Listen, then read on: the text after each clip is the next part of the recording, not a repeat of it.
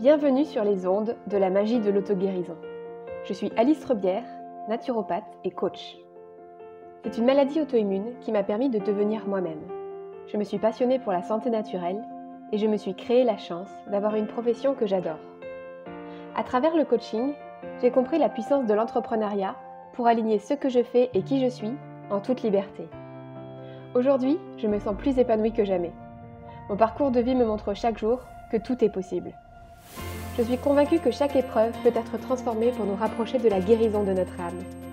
Ce podcast a pour vocation de vous faire découvrir et maîtriser les pouvoirs magiques de votre corps et de votre esprit. Prêt à attirer à vous le meilleur ? Axio! Bonjour à tous, bienvenue pour un nouvel épisode avec une invitée. Donc c'est une invitée que je réinvite puisque vous l'avez déjà entendue dans l'épisode 3 du podcast. Il s'agit d'Amandine Coteau, des Terres d'Alma. Bonjour Amandine, bienvenue encore. Coucou Alice, bonjour tout le monde et merci, c'est un honneur pour moi. Merci d'être réinvitée une deuxième fois sur ton podcast Alice. Avec joie. Pour les personnes qui n'ont pas entendu l'épisode 3 qu'on a fait ensemble, la thématique qu'on avait abordée, c'était oser investir en soi. Et c'était un épisode qui était passionnant. Donc, je vous invite à le faire si vous ne l'avez pas écouté. Amandine, elle se présente un petit peu. Peut-être pour les personnes qui ne l'ont pas encore écouté, est-ce que tu peux faire une mini présentation très rapide de toi, s'il te plaît ? J'accompagne les leaders dirigeantes du nouveau monde, donc toutes les personnes qui ont des talents et qui ont envie de les mettre en lumière, d'avoir une communauté autour d'eux et d'avancer ensemble, et donc en créant une entreprise prospère où on attire nos clients d'âme. Parfait, c'est hyper synthétique. C'est hyper synthétique. Donc j'avais envie de te réinviter parce que, donc, comme tu le sais, moi j'adore la magie. Et il y a des personnes qui m'ont demandé, mais je comprends pas Alice, tu veux dire quoi par magie ? Est-ce que c'est les magiciens, genre prestidigitateurs, etc. On dit comme ça, je crois.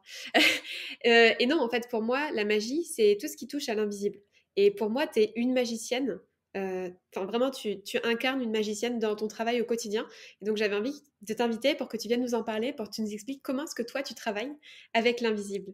En fait, pour moi, c'est un peu le point commun en fait entre nous deux, la magie, un des points communs, parce qu'on en a plusieurs. C'est pour ça qu'on aime bien travailler ensemble. Mais c'est vrai que toi, tu parles souvent de tes pouvoirs de Jedi. Moi, je parle beaucoup d'Harry Potter.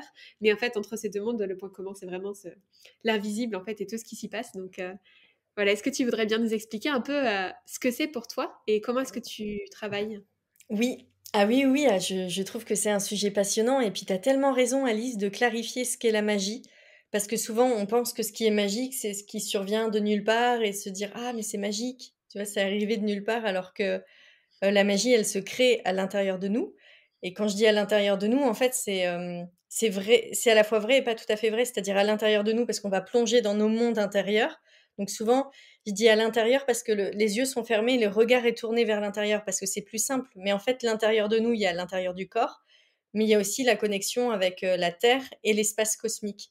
Et pour moi, entrer en magie, c'est aussi être en lien avec des forces extérieures qui sont beaucoup plus grandes que nous, qu'on n'a pas besoin de comprendre mentalement, mais qui ont besoin d'être visitées. Et ça veut dire, pour moi, être un magicien, c'est accroître son imagination, et donc plonger à l'intérieur et puis y aller. Et aujourd'hui, concrètement, peut-être que tu veux rebondir là-dessus ? Non, vas-y, je te laisse continuer.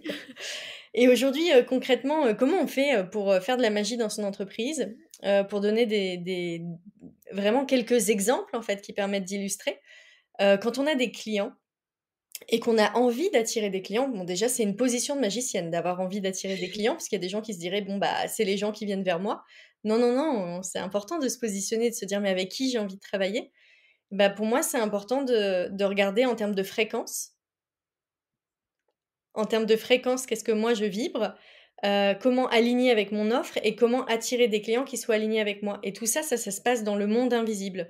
C'est-à-dire qu'on va projeter notre pensée dans certains espaces dans l'invisible. J'essaye d'expliquer avec des mots ce qui est difficile à expliquer avec des mots. Donc, expliquer l'invisible avec des mots, c'est quand même un vaste chemin. Le mieux, c'est quand même de l'expérimenter, hein. Je dis à tout le monde qui écoute, à mon sens, c'est des choses qui s'expérimentent. Et donc, ça veut dire de pouvoir aligner son offre, énergétiquement. Je vais donner un exemple concret tout simple. Imaginons, on a des clients qui ont une fréquence qui est plutôt saccadée, qui est plutôt activée, qui est plutôt dans le forcing. Si on a une offre qui est avec une énergie très douce, très douce sur une autre vibration, ces clients vont pas forcément se retrouver. Je dis ça ou pas. On peut opérer des choses comme ça pour que ça se mette en place, mais c'est en termes de fréquence énergétique que ça va se jouer beaucoup. Donc là, j'ai parlé d'offres, mais ça peut être aussi dans son entreprise, comment on aligne nos fréquences entre collaborateurs, comment on fait en sorte qu'on soit sur la même vision et qu'on avance ensemble dans le même chemin. Enfin, il y a plein d'endroits dans notre entreprise où on peut faire de la magie. J'adore. J'adore et puis, bah, moi, je l'ai expérimenté pour le coup à tes côtés, puisque dans tes programmes, tu proposes en fait ce genre d'exploration. Tu proposes ce genre d'exploration vraiment sensorielle, dans l'invisible et je trouve que ça donne une dimension complètement différente à notre entreprise, à notre manière de travailler et ça vient apporter des connexions, des subtilités, en fait, finalement, des espaces très yin, d'inspiration qui nous viennent et on sait pas trop d'où ça vient, mais c'est là. C'est comme ça que tu le vois toi aussi? Je le vois tellement comme ça, c'est bien résumé ce que tu dis Alice, des espacines où on ne sait pas d'où ça vient, mais ça vient. En fait, quand on travaille avec l'invisible, on va ouvrir des canaux. Et c'est ce qu'on appelle des canaux de perception. Et les canaux de perception, ils sont plus ou moins ouverts chez les personnes. Il y a des personnes où ils sont ultra ouverts et même trop, parce qu'il y a quand même un équilibre à Ouais. trouver. Mais il y a des personnes qui sont moins ouverts. Et on n'a pas besoin qu'ils soient beaucoup ouverts, hein. Mais en tout cas, plus on pratique et plus on va affiner nos canaux de perception. Et du coup, on va recevoir des informations de force cosmique ou alors, de faire attention à qui on se connecte. Enfin, quand je dis attention je veux pas dire qu'il y a un gros danger, mais un peu quand même. En fait, les énergies, c'est important de savoir à quoi on se relie, dans le monde invisible. Il y a à boire et à manger dans le monde invisible, hein, il y a de tout. Mmh. Donc c'est quand même important de le faire avec conscience et conscience, discernement et perspicacité. Mais en tout cas, quand on se connecte à des forces, il y a des informations qui descendent et qui viennent et là, on est nourri par le flux de la vie et par la source et on est au service de la vie et du vivant, à travers notre connexion avec les espaces, célestes. Mmh. Je rebondis sur ce que tu as dit. Moi, je viens du monde de la science et du coup, il y a une phrase de Rabelais qui dit: «Science sans conscience n'est que ruine de l'âme». Moi, j'aime bien dire: «Énergétique sans conscience n'est que ruine de l'âme» parce que je trouve que effectivement, sous couvert d'énergétique, on peut faire plein de choses et des choses qui sont pas forcément, terribles parfois et je pense qu'effectivement, l'intention, la conscience qu'on va y mettre et le contexte dans lequel on le fait, c'est hyper important.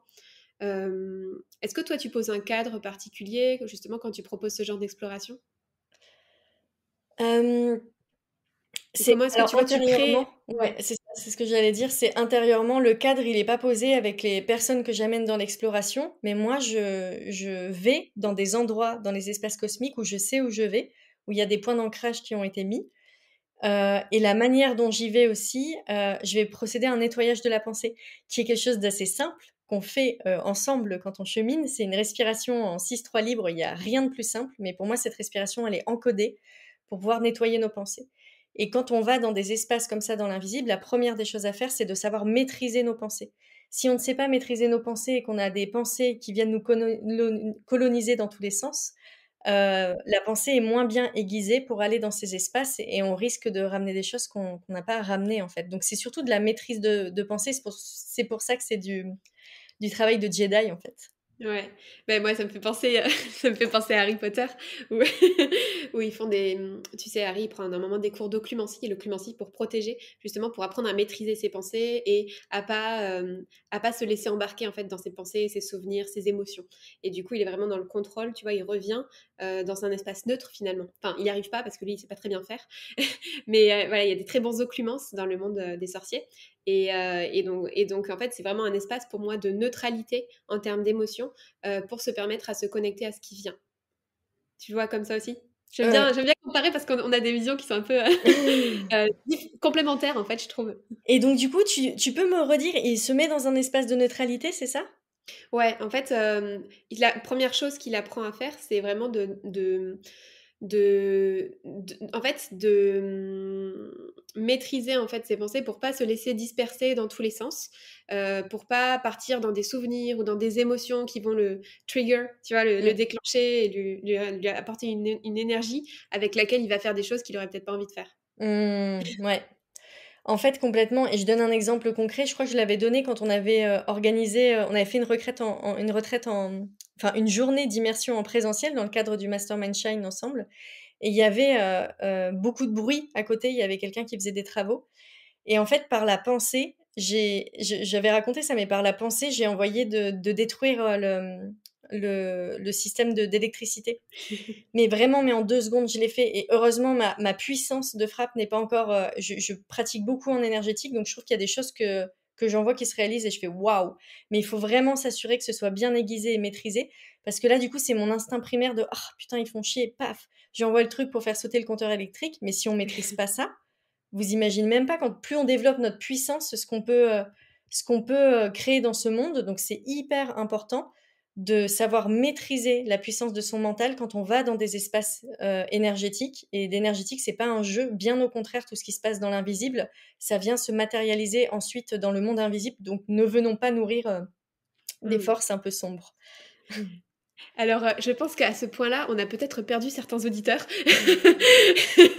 Mais c'est pas grave, c'est le jeu. En fait, j'ai envie de te demander pour les personnes qui seraient encore là, qui seraient encore en train de t'écouter et qui se disent mais qu'est-ce qu'elle raconte. Tu sais, pour les personnes qui ont le complexe de Saint Thomas, de dire bah moi je crois que ce que je vois.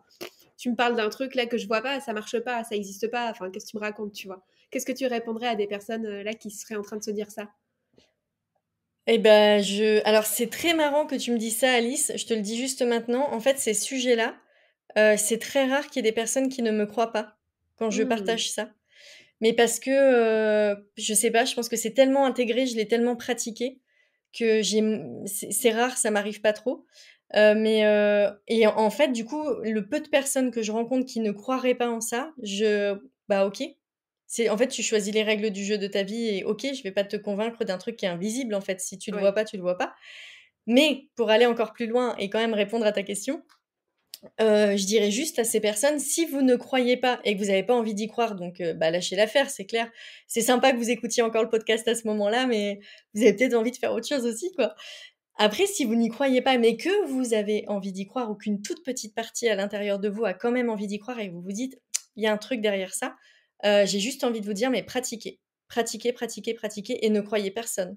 Ne croyez personne sur ce qui se passe dans le monde invisible».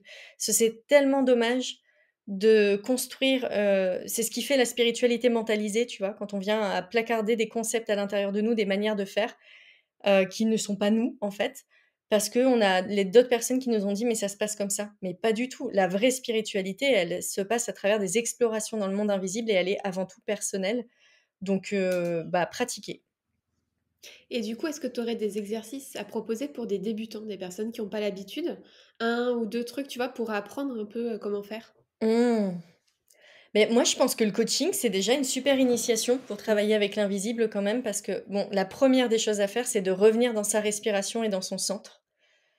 Il y a quand même beaucoup de personnes qui ont ouvert des canaux. Donc quand je dis ont ouvert des canaux de perception, c'est-à-dire qu'ils vont voir des choses dans l'invisible et ça peut même être des entités, on pourrait dire des fantômes, hein, des trucs comme ça.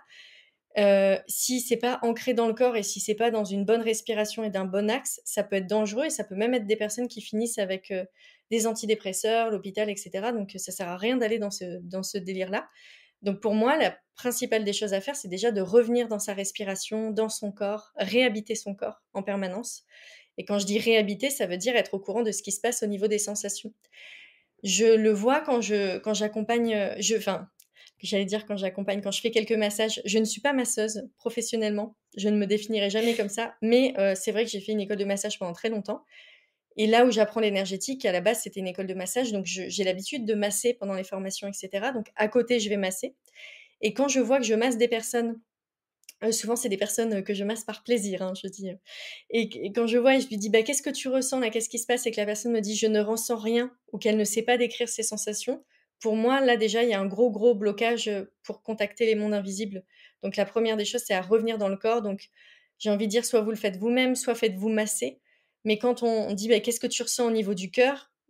Ça n'existe pas de répondre rien, en fait.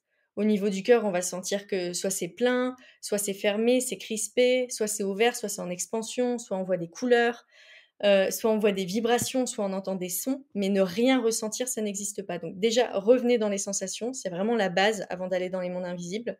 Et une fois que vous êtes dans les sensations du corps et que vous êtes ancré à l'intérieur de votre corps, je dirais la suite, c'est de faire des visualisations, d'aller visualiser pour développer ses capacités d'imagination. Et je Mmh. pense que le fait qu'on travaille sur des ordinateurs toute la journée, et cetera, on a un peu bloqué potentiellement nos capacités d'imagination. Quand on était petit, moi j'ai joué aux Barbie pendant je sais pas combien de temps, mais j'ai dû m'arrêter à 11 ans et me forcer tellement j'aimais ça. Mais il y a toutes des histoires, etc., qui se racontent et ça augmente nos capacités d'imagination. Et quand on est capable d'imaginer, on est capable de voir. Ne pas savoir imaginer, c'est ne pas pouvoir voir. Donc je dirais développer cette imagination et faites des méditations et des visualisations. Ok, donc du coup, si je résume, les deux grosses étapes, c'est revenir au corps, revenir à ses sensations, apprendre à ressentir, et dans un deuxième temps, apprendre à développer ses capacités d'imagination, ses capacités de visualisation. Et moi, du coup, de ce que j'entends que bah, justement tout ce qui va être visualisation, tout ce qui va être peut-être hypnose aussi, ce genre de choses, c'est des techniques qui vont aider des personnes à développer ces capacités-là. C'est bien ce que tu voulais Exactement, dire? exactement. Et je dirais une troisième étape, c'est d'avoir l'intention. Parce que en fait, Hmm. intention, mais sans forcer, hein, parce que si c'est le mental qui dit: je veux voir», généralement on voit rien. Mais juste de poser l'intention, j'ai l'intention de voir, j'ai l'intention de m'ouvrir. Très souvent, la vie, elle va quand même envoyer 2-3 trucs sur son chemin pour aider, hein. Carrément.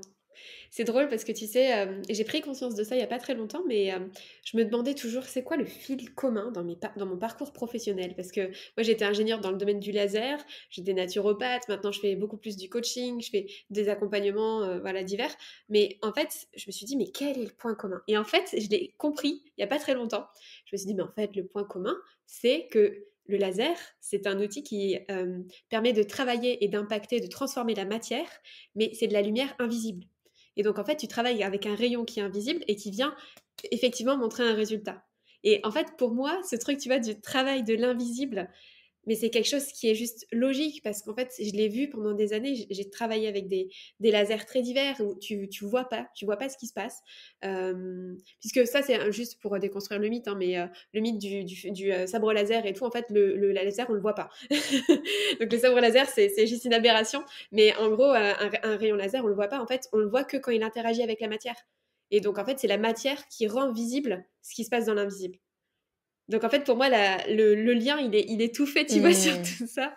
Mais Et je trouve que complètement. c'est une belle matière aussi pour amener des personnes qui vont être un peu plus cartésiennes, justement, à comprendre ça. Parce que des fois, il y a le besoin, tu vois, de comprendre et tout. Et tu vois, je trouve que cette analogie, elle est pas mal finalement. Parce que, bah oui, en fait, avec un laser, tu peux usiner, venir graver des choses et tout. Mais pourtant, tu vois pas le truc avec quoi tu travailles. Mmh. Ouais. Et hem, c'est marrant parce que cette question de comprendre, tu vois, elle m'interpelle de vouloir comprendre quelque chose. Et en même temps, ça vient de là, je pense, mais enfin, c'est nécessaire. Mais en fait, ce qui se passe très souvent quand on va, avec le monde de l'invisible, c'est important de pas vouloir comprendre. Parce que si on cherche à comprendre, on va passer à côté de quel on va cos passer à côté de tout et toute personne qui cherchera à comprendre ne comprendra jamais rien, quand on travaille avec le monde de l'invisible. Il faut être prêt à partir avec un monde de «je ne sais rien, je ne comprends pas» et vraiment avec un esprit neuf et un esprit innocent, donc c'est vraiment un mindset en quelque sorte de magicien et plus j'essaye de comprendre quelque chose à ce qui se passe, à mon sens, plus je me bloque et l'écueil aussi, ce serait donc déjà de vouloir comprendre et aussi de vouloir y aller pour maîtriser la vie.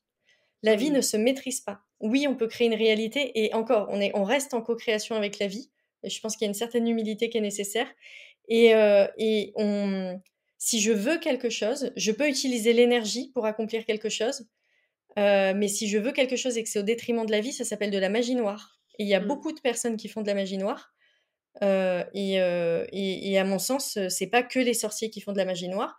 C'est-à-dire que ce que j'ai décrit tout à l'heure et j'ai dit que je projette ma pensée à un endroit pour détruire, un matériel qui n'est pas le mien, c'est de la magie noire et donc c'est pas que les dites mauvaises personnes qui font de la magie noire, c'est que parfois, ouais, on a tous des pensées qui ne sont pas liées, à la conscience, Hmm. divine et on peut se perdre donc je pense que c'est important aussi de ne pas y aller avec cette volonté de maîtriser la vie, mais au contraire d'y aller avec une posture de co-création avec la vie, donc d'accepter tout ce qui peut se passer. Bah, merci de reposer ça parce qu'effectivement, quand tu disais intention, je pense que c'est important. Finalement, une quatrième chose en fait à faire pour vraiment y aller dans le travail avec l'invisible, ça serait finalement le lâcher prise en fait. Mmh. Vraiment d'apprendre à lâcher prise et à dire bah, Inch'Allah d'une certaine manière. Inch'Allah, à fond. J'avais envie que tu nous partages ton expérience. Alors, tu as été en Égypte récemment et tu as fait un voyage particulier. J'aimerais bien que tu nous partages un peu ce qui s'est passé pour toi là-bas, comment est-ce que tu as voyagé? Mmh. Donc je suis partie en Égypte, on est partis à 4, donc 4 personnes qui travaillons ensemble en énergétique depuis 2 ans ensemble, donc c'est quand même un chemin de fraternité spirituelle qui est en place et quand on est parti pour explorer ce que c'est que la magie de la vie, pendant un mois en continu, vraiment en mode vacances pendant un mois où on peut, créer notre réalité à l'aide des pensées, à l'aide de magie cérémonielle, enfin de plein de choses comme ça et de s'ouvrir à la vie. Donc c'est parti avec cette intention-là et en fait, ce qu'on a on d'ailleurs pour information, on a choisi de faire ce voyage parce qu'on a vécu, une expérience où on a décidé de faire du stop et on n'a pas voulu se séparer. On s'est dit, «Oh non, on prend pas le bus, on fait du stop, OK». Et après on s'est dit: «On se sépare pas, on le fait à 4 avec toutes nos valises» et on s'est dit: «Ça va le faire». On avait un train et cetera, on l'a fait et on a tellement explosé de rire que l'expérience se passe aussi bien et que ce qu'on avait demandé dans l'invisible se soit passé, qu'on s'est dit: «Bah, on va le faire sur un mois ensemble». Mmh. Donc l'idée du voyage en Égypte, c'était ça. Et les enseignements qu'on reçoit, ce sont des enseignements de la voie essénienne. Donc notre voyage était vraiment sur la voie essénienne, donc peuple de Jeshua, peuple de Jésus, dans les traditions, ésotériques, hein, donc ça, on va pas lire ça dans la Bible, quoique. Et du coup, on part explorer, ce chemin et en fait, ce dont on s'est rendu compte pendant notre voyage en Égypte, c'est qu'il y a eu de la magie. Il y a eu des trucs très, vraiment incroyables, genre, on en reparlait hier avec une amie, mais quand on est arrivé dans le pays, il y a beaucoup d'hommes, il y a très peu de femmes dans la rue et les femmes, elles vont être en burqa ou enfin vraiment le visage caché et à un moment, on n'en pouvait plus d'être qu'avec des hommes. On avait vraiment besoin de ressentir cette énergie féminine de douceur, de présence et donc on était dans un taxi et puis on s'est mis à projeter, à visualiser tous ensemble qu'on voulait être qu'avec des femmes là. On s'est dit: «On n'en peut Mmh. plus». Et là, on arrive, dans une station de bus avec un minibus qui est rempli de femmes, hyper contentes de nous voir, qui avaient le sourire, qui étaient, ouais, dans cette énergie de mère, de vraiment l'énergie de la mère qui était là et ça, pour Mmh. moi, c'est de la magie et hem et du coup, quand on est parti en Égypte, donc on a voulu explorer la magie cérémonielle et en fait, ce qu'on a exploré, c'est le conflit humain et en fait, ça a été génial parce que ça nous a permis de voir que si on veut réellement, réaliser sur cette terre, bah, toute la magie qu'on a envie de mettre en place, c'est nécessaire d'aller, d'aller travailler sur nos relations humaines et d'avoir conscience que tout ce qu'on fait n'est pas sur la fréquence de l'amour et d'avoir cette, ouais, cette humilité-là, de ne pas penser qu'on est supérieur à l'humanité parce qu'on croit que nous, on œuvre pour l'amour. C'est pas vrai. Nous, il y a tellement d'endroits là où on n'était pas dans l'amour et ça nous a fait énormément de bien d'aller là-dedans et d'utiliser le conflit, pour, conflit comme générateur de liens et des opportunités de croissance pour la conscience fraternelle et pour ce qu'on est en train de créer. Donc il y a vraiment eu ça qui s'est joué et puis aussi en Génial. Égypte, il y a eu bien sûr, les temples et nous on y allait pour, se brancher, au code de l'Égypte antique. Donc on a pris beaucoup de temps pour faire des pratiques énergétiques dans les temples. Trop bien. Et du coup, comment est-ce que, alors, est-ce que vous avez choisi certains lieux en particulier là-bas? Oui, alors on est parti dans le voyage, on avait dit qu'on ne planifierait rien parce qu'on était vraiment on avait envie de ressentir la magie de la vie et donc chaque jour de se demander ce qu'on a envie de vivre en fonction des rencontres et cetera et en fait, quand on est arrivé, tout s'est fait très rapidement parce que l'Égypte, tout se passe autour du Nil et les temples qu'on a choisis, c'est des temples, classiques, là où on est Mmh. allé. Hem, En fait, on est arrivé, on a eu envie d'aller tout de suite au temple d'Isis. Il y a eu un concours de circonstances aussi qui s'est joué pour qu'on y aille, mais il y avait et moi, j'ai beaucoup travaillé avec l'énergie d'Isis. Il y avait tellement envie d'aller, dans le temple d'Isis et puis après on est remonté et voilà, on a suivi un peu les lieux phares. Donc pour moi, en Égypte, les lieux phares, c'est, bah, le temple d'Isis, c'est clair. On n'est pas allé au temple d'Abou Simbel qui est à côté, mais je pense que c'est un lieu phare aussi. Mais, le temple, Horus à Edfou, Luxor, il y a 2 temples incroyables, vraiment à faire, qui sont avec des portails hyper puissants, c'est magique et à 1 heure de Luxor, il y a le temple de Dendara qui est le temple d'Hathor, des arts, de la musique, de la femme et pareil, c'est waouh, ça, c'est des hauts lieux à potentiel énergétique pour venir s'ouvrir à quelque chose et donc pour les personnes qui écoutent et qui, se disent: «Beh, moi je ressens pas, j'aimerais ressentir plus», si vous vous décidez à aller en Égypte, ne le faites pas en mode touriste. On arrive, on va dans les temples pendant 1 heure ou 2 heures, c'est la course, etc. Si vous avez envie de vous ouvrir, à mon sens, il faut le faire en mode déjà se donner du temps dans les temples, des temps de pratique, et d'aller dans des lieux. Dans les temples, en fait, il y a vraiment des lieux où il y a des portails énergétiques. Donc des portails, ça veut dire qu'on a accès à certaines fréquences énergétiques et à certaines connaissances énergétiques du subtil. Et donc de se donner l'occasion de ressentir dans ces endroits-là et pas juste être en mode consommateur de temples, mais de se relier pleinement à ce qui s'est passé dans ces temples depuis plusieurs millénaires. Hmm. Donc pour le coup, là, on est vraiment dans revenir dans le corps, l'intention, la capacité d'imagination et de déploiement et de lâcher prise. En fait, on est absolument dans tout ce que tu nous as dit tout à l'heure. Ouais, complètement. C'est bien parce que comme ça fait bien le lien. Et c'est hyper intéressant aussi parce que je pense que ça, pour les personnes qui écoutent le podcast, ça va faire le lien aussi avec un épisode que j'avais enregistré avec Thomas Pichon sur la loi de l'attraction. Puisque du coup, je pense que ça va faire résonance. Donc, si vous ne l'avez pas écouté, d'ailleurs, je vous invite à l'écouter parce que il y a des choses qui vont vous parler dans notre épisode aussi. C'est super intéressant. Moi, j'ai été en Bretagne là pendant 2 semaines et je suis allée sur des lieux celtiques. Et j'ai trouvé ça super intéressant justement de prendre le temps vraiment de se connecter à ces lieux-là et d'aller regarder qu'est-ce que je ressens et qu'est-ce que c'est, ouais, où est-ce que ça se situe dans mon corps, quelle est la sensation qui se passe, etc. Et d'ailleurs, tiens, ça me fait penser à une question. Est-ce que avec les autres personnes qui étaient là, est-ce que vous ressentiez la même chose? Ou est-ce qu'il y avait des choses différentes qui se passaient? C'est totalement différent, c'est personnel en fait. Ce qu'on ressent énergétiquement, il y a quand même des grandes énergies qu'on peut ressentir. C'est-à-dire que si on est toutes les 4, on est à un endroit, très souvent on se disait ah je sens pas ce lieu. Il y a des énergies comme ça où on est repoussé énergétiquement. Ça, il y avait vraiment à 4, on le sentait subtilement. Et puis quand on est dans là je me souviens, on a fait un temple dans les pyramides. C'est pas un temple, c'est un tombeau. Les grandes pyramides de Gizeh, où il y a la grande pyramide de Khéops, la plus connue.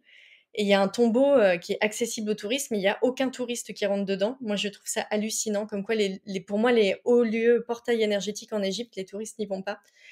Et donc, on était seuls dans ce truc et on est rentré et tout de suite, on a dit oh, c'était une énergie féminine. Moi, j'ai jamais senti une énergie féminine de toute ma vie aussi pure.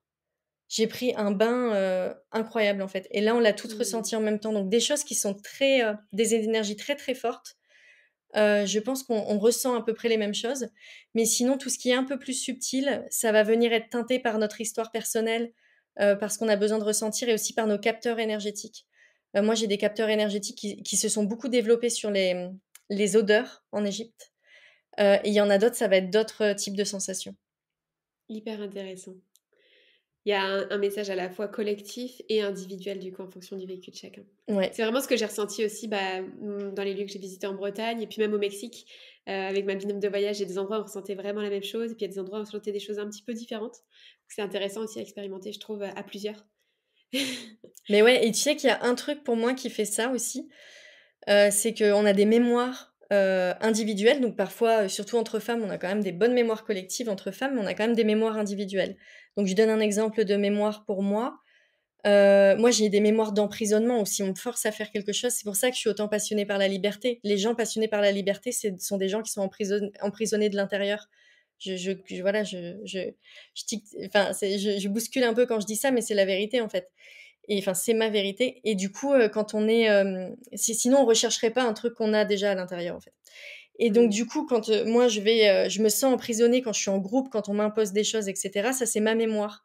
Donc en fait, en fonction de ma mémoire, il y a des énergies différentes qui vont venir se véhiculer à l'intérieur de moi, alors que mes amis, il y avait d'autres types d'énergies qui pouvaient les bousculer. Parce que ces énergies-là, elles viennent quand même débloquer des mémoires. C'est pas rien ce qui est en train de se passer. Totalement. J'ai une question que je demande à tout le monde. Bon, je vais la retransformer un petit peu puisque ça ça s'adapte pas tout à fait. Mais du coup, comment est-ce que tu viendrais utiliser le travail avec l'invisible pour nourrir une forme de guérison intérieure? Sujet sensible. Merci Alice. Je rigole. Non, je rigole. Tu me fous Vas-y, dans on la peut parler, on est merde. entre nous. Non, je rigole. Non, sujet sensible, pourquoi? Parce que dans le domaine de la santé, on a besoin d'être sûr de ce qu'on fait, parce qu'on touche à la santé, donc on touche à la vie. Et donc je dis sujet sensible parce que tout ce qui est médecine, il faut que ce soit vérifié, etc. Sinon c'est un danger pour la personne en face. Je pense que quand on est relié à l'invisible, c'est nécessaire d'être dans une position de souveraineté et donc d'être dans une écoute subtile de son corps et de prendre ses décisions à 100% et que ce soit soi. Et aussi d'aller expérimenter, non pas ce qui a été validé par l'extérieur tout le temps, mais d'expérimenter ce qu'on ressent à l'intérieur, ce qu'on a besoin de voir différemment. Je vais donner un exemple concret, mais quelqu'un qui a une maladie et qui n'arrive pas à s'en sortir, c'est déjà de tester une autre tendance. Je donne un exemple concret par rapport à l'exemple de tout à l'heure. Moi qui ai vraiment une soif de liberté, où dès que je me retrouve emprisonnée, ça me va pas. Là, le voyage avec l'Égypte, il était génial parce qu'on était 4 à voyager ensemble, à prendre des décisions tous les jours. C'était plus juste moi toute seule. Donc, c'était pas évident, hein, ça a tiré vraiment à l'intérieur de moi. Mais ça, je pense que c'est curatif pour moi, d'aller voir quelque chose qui est en dehors de mes tendances naturelles et d'expérimenter une autre voie d'expansion de mon âme et de me voir à quel point, en fait, je peux être encore plus libre, même quand je suis enchaînée avec d'autres personnes. Et ça, c'est assez... je pense que les personnes peuvent faire ça. Et sur l'invisible aussi, il y a une chose qui est, que moi je trouve géniale, et on en avait parlé ensemble, Alice, mais il y a le livre La méditation du corps conscient, en fait, qui moi m'avait, quand j'étais naturopathe, qui m'avait bluffé. C'est des méditations toutes simples, mais d'aller dialoguer avec ses organes. Enfin, déjà, dans l'invisible, de les ressentir, et ensuite d'aller dialoguer avec eux pour savoir ce qu'ils ont à nous raconter. Et ça, c'est hyper important. Là, je prenais l'exemple, je reviens d'Égypte, j'ai eu un parasite. Ce parasite, il m'amène tellement de choses. Je m'en suis occupée, hein. Je ne l'ai pas laissé rester chez moi. Il est en train de squatter mon corps, je ne vais pas le laisser faire, mais il est venu raconter plein de choses et en fait, il est venu m'aider sur plein de points et notamment à prendre du repos et pas partir dans un rythme effréné. Et donc, je pense qu'on a beaucoup de choses dans notre reliance à notre corps et ça, c'est ta grande spécialité, Alice, hein. Ouais. Mais du coup, ouais. Ouais, totalement. Moi, j'adore faire ça. Ouais. J'adore et je trouve qu'effectivement, de toute manière, on le sait, hein, que tout ce qui se passe dans le concret, dans le visible, ça vient d'un point de cristallisation dans l'invisible, dans l'inconscient, au niveau de la santé. Donc, du coup, d'où l'importance d'aller travailler aussi sur d'autres niveaux pour pouvoir se permettre de libérer le corps physique. Oui, et juste un petit écueil dans lequel on pourrait tomber, c'est que très souvent, l'humain veut des résultats tout de suite. Dans l'invisible, c'est pas forcément... faut pas croire que la magie, c'est spontané. Au contraire, et comme il faut être détaché du résultat, parce qu'on est en lien... on a un rapport aussi, quand on travaille avec l'invisible, on a un rapport avec la vie qui est quand même différent. C'est-à-dire que dans la médecine conventionnelle, on cherche à garder les gens en vie coûte que coûte. Mais ce coûte que coûte, il peut coûter très très cher. Quand on travaille avec l'invisible, on a envie de rester en vie, on a envie de continuer à être sur Terre, mais on n'est pas prêt à détruire tous les fragments de notre âme pour rester sur Terre. Dans ces cas-là, vaut mieux la mort. Et donc, c'est une philosophie de vie qui est complètement différente. Et c'est pour ça que j'ai dit tout à l'heure que Alice me foutait dans la merde parce que je sors des phrases comme ça qui sont dangereuses. Non, je rigole. Non, mais on peut les dire, mais voilà, c'est est-ce que je suis en vie en étant un zombie ou est-ce que je suis mort en ayant libéré mon âme? Il y a une vraie question philosophique derrière et chacun pourrait se la poser. Ouais, ça vient poser la question de son rapport au temps, enfin vraiment d'espace-temps qui sont complètement différents. Donc, merci d'avoir abordé le sujet, même si c'était touchy. Est-ce que tu as envie de rajouter quelque chose sur cette thématique, Amandine?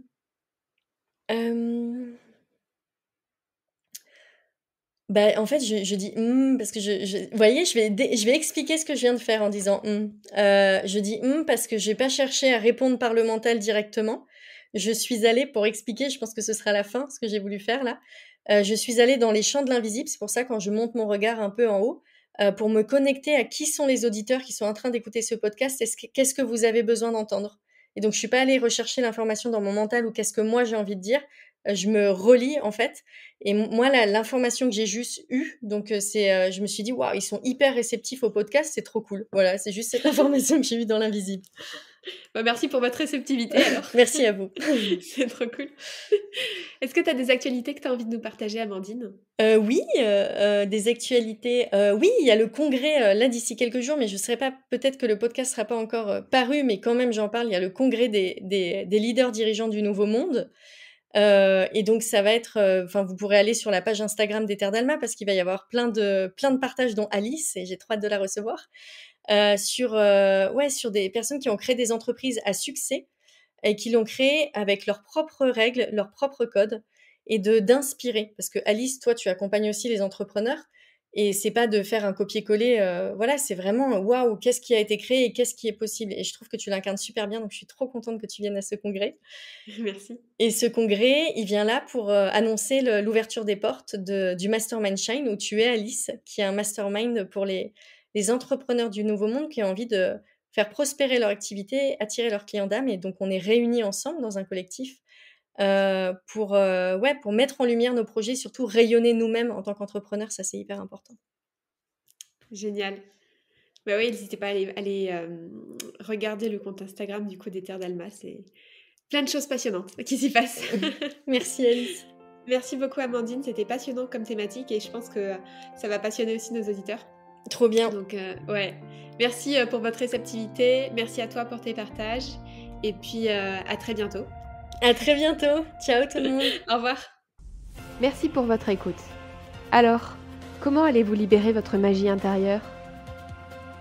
Si vous avez aimé ce podcast, pensez à le partager avec votre entourage pour participer à sa visibilité et à laisser un avis 5 étoiles sur la plateforme de votre choix. Vous pouvez aussi vous abonner pour être tenu au courant de la sortie du prochain épisode. À bientôt!